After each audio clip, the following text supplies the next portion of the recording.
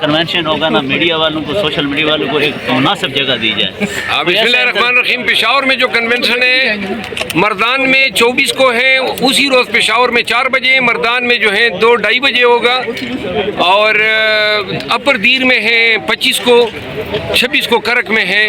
تمام کنونشن کے منتظمین سے میری التجا ہے کہ سوشل میڈیا اور جو جرنلسٹ حضرات ہیں ان کو مناسب جگہ دیں تاکہ وہ دکے نہ کھائیں۔ بہت پنجاب سے جائیں گے، پورے پنجاب سے، اور جتنے بھی سوشل میڈیا حضرات ہیں ان سے بھی میری استدعائیں جنوبی پنجاب سے۔ آپ جنوبی پنجاب سے؟ ماشاءاللہ، دستی کا علاقہ، ماشاءاللہ، جمشید دستی۔ تو جمشید دستی کا علاقہ ہے۔ جمشید دستی ہمارا بھائی ہے، اور وہ میرا خیال میں آج کل اسلام آباد کے گرد و نواح میں چھپا ہوا ہے، تو میں اس کو دعوت دیتا ہوں، آ جاؤ میرے ساتھ ایک کپ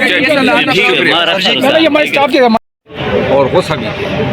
اچھا سر، جو آپ کے سیاسی رہنما تحریک انصاف چھوڑ چکے ہیں ابھی تک پریس کانفرنس کر کے، بتایا جا رہا ہے ملک ریاض صاحب بھی کوئی پریس کانفرنس کرنے والے ہیں، تو کر لیں، جتنے کر سکتے ہیں پورا پاکستان ہی کر لیں۔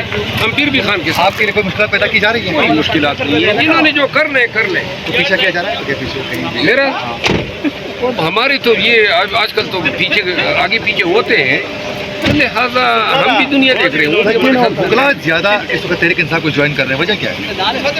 وکلا ایک دلیر قبیلہ ہے، ٹھیک ہے نا، اور وہ ہمیشہ مظلوم کے ساتھ کھڑے ہوتے ہیں۔ یہی وجہ ہے کہ وکلا جوک در جوک ہماری صفوں میں آ رہے ہیں۔ حافظ صاحب کے ساتھ کوئی مفاہمتی طریقے سے بات چیت کا سلسلہ آگے بڑھانے کے لیے کوئی آپ کے ٹیم ورک کر رہی ہے پیچھے؟ حافظ صاحب ہمارے فوج کے سپہ سالار ہیں، ہم رسپیکٹ کی نظر سے ان کو دیکھتے ہیں، اور ہم ایکولی ایک امید لگائے بیٹھے ہیں کہ ہم بھی پاکستانی ہیں، سب سے بڑھ کے محب وطن پاکستانی ہیں، اور ہمیں بھی وہی احترام، عزت، توقیر ملنی چاہیے جو دیگر پارٹی۔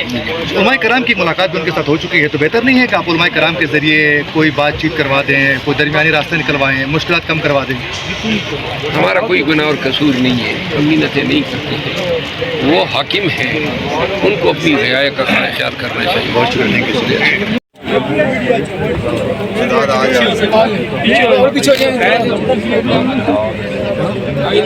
آپ لوگ ہمارا پیغام پہنچا رہے ہیں۔